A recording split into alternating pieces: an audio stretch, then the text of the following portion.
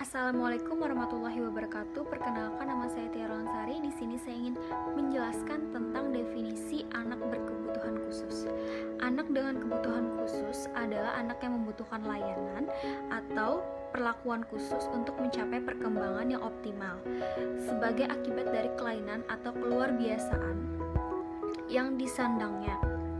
Pengertian ini menunjukkan bahwa tanpa pelayanan atau perlakuan khusus, mereka tidak dapat mencapai perkembangan yang optimal, termasuk kebutuhan khusus dalam layanan pendidikan.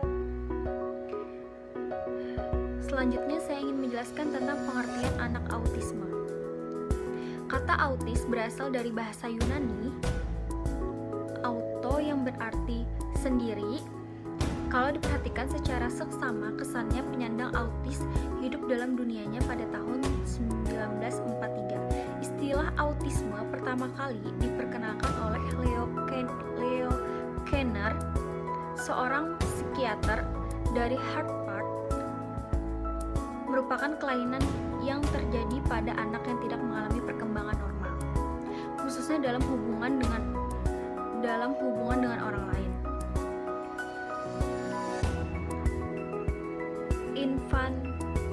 Infantile autisme yang menyerang anak-anak adalah sindrom yang terjadi sejak bayi dilahirkan atau sejak 30 hari dari awal kehidupannya. Nah, selanjutnya di sini saya ingin menjelaskan tentang faktor-faktor penyebab autis. Yang pertama ada faktor genetis atau keturunan. Gen menjadi faktor kuat menyebabkan anak autis. Jika dalam satu keluarga memiliki riwayat penderita autis, maka keturunan selanjutnya memiliki peluang besar untuk menderita autis. Hal ini disebabkan karena terjadi gangguan gen yang memengaruhi perkembangan, pertumbuhan, dan pembentukan sel-sel otak. Kondisi genetis pemicu autis ini bisa disebabkan karena usia ibu saat mengandung sudah tua atau usia ayah yang sudah tua. Yang kedua ada faktor kandungan atau pranatal. Kondisi kandungan juga dapat menyebabkan gejala autis. Ini disebabkan oleh virus yang menyerang pada trimester pertama, yaitu virus sindroma rubella. Selain itu, kesehatan lingkungan juga mempengaruhi kesehatan otak janin dalam kandungan. Polusi udara berdampak negatif pada perkembangan otak dan fisik janin sehingga meningkatkan kemungkinan bayi lahir dengan resiko autis. Bahkan bayi lahir prematur dan berat bayi juga merupakan resiko terjadinya autis.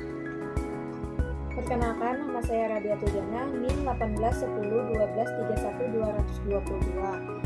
Saya dari kelompok 19 ingin melanjutkan penjelasan dari teman saya, yakni mengenai faktor penyebab terjadinya anak autisme, yaitu di sini adalah faktor kelahiran.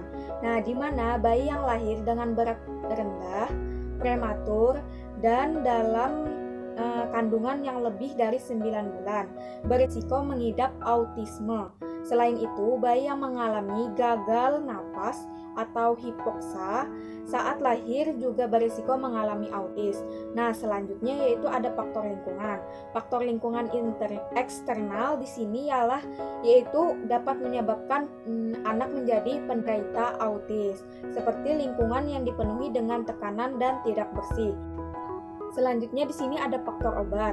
Nah, obat di sini ialah obat untuk mengatasi rasa mual, muntah, dan untuk menenangkan yang dikonsumsi ibu hamil itu berisiko dapat menyebabkan anak menjadi autis. Mengapa demikian? Karena obat yang sebelumnya tanpa dikonsultasikan terlebih dahulu ini sangat berbahaya bagi ibu hamil. Dan selanjutnya itu ada faktor makanan. Nah, faktor makanan ini mengandung zat kimia yang terkandung di dalam makanan sangat berbahaya untuk kandungan ibu hamil, seperti pestisida. Nah, di mana sayuran yang terpapar jenis zat kimia ini dapat menyebabkan anak menjadi autis karena pestisida ini yaitu dapat mengganggu fungsi gen pada syaraf pusat yang menyebabkan anak menjadi autis. selanjutnya yaitu ciri-ciri anak autisme.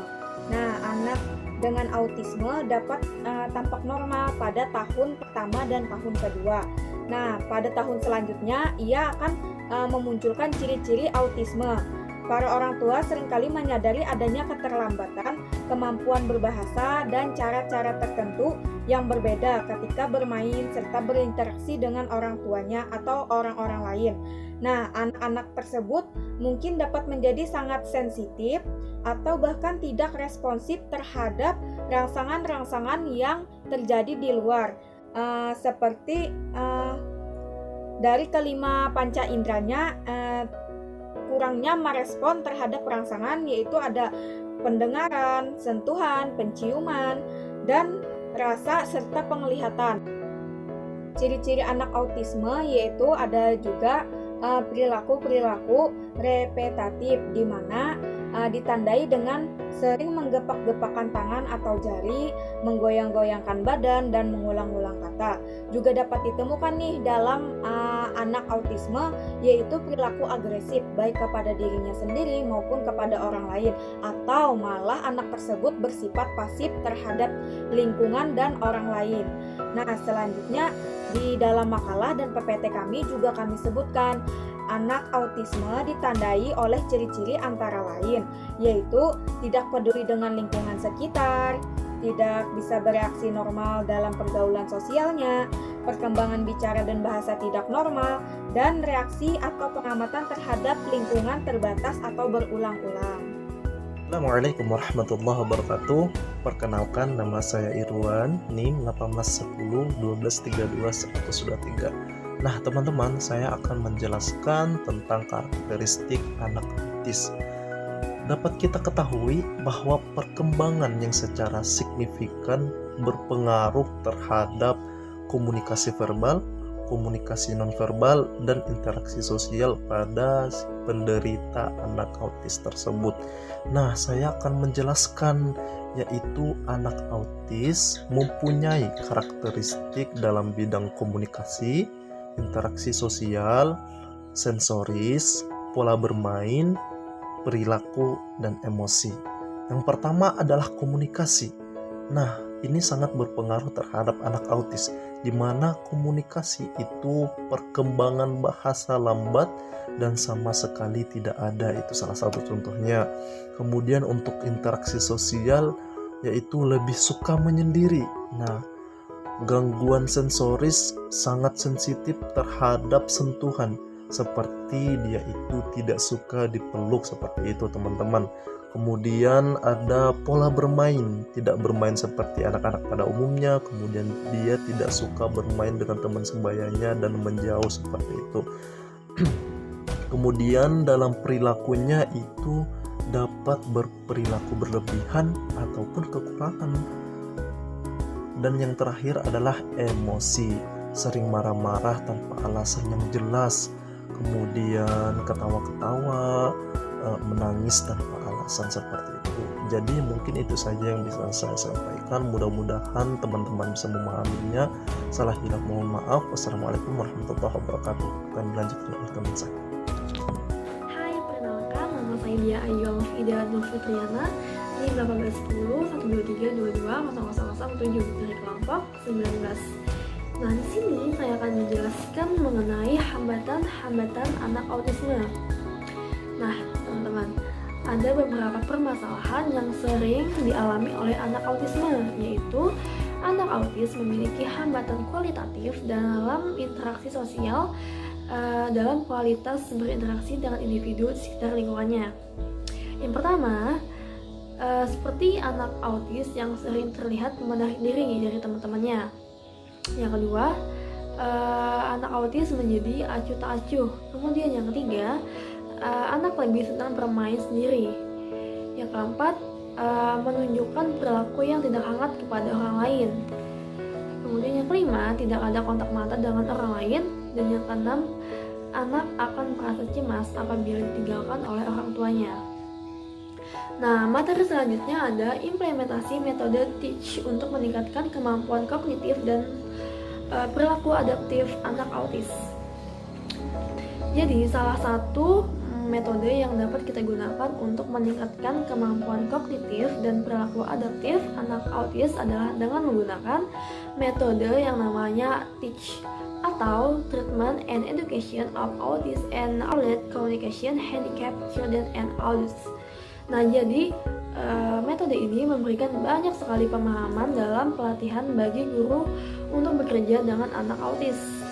Nah, metode ini juga mempunyai kumpulan asesmen pendidikan dan materi kurikulum yang dipadukan dengan seluruh program dan pendekatan pendidikan mereka.